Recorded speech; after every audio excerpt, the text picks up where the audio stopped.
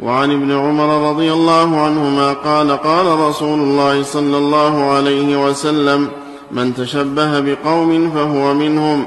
أخرجه أبو داود وصححه ابن حبان.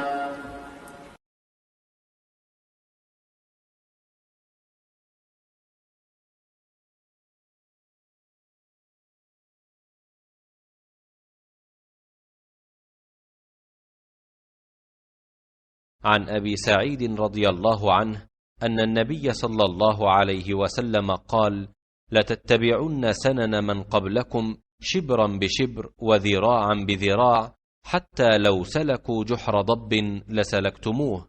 قلنا يا رسول الله: اليهود والنصارى؟ قال: فمن؟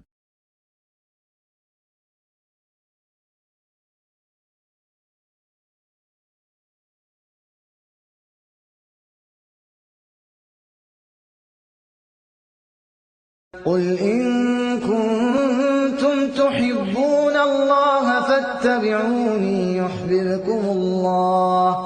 يحببكم الله ويغفر لكم ذنوبكم والله غفور رحيم. قل أطيعوا الله والرسول فإن تولوا فإن الله لا يحب الكافرين.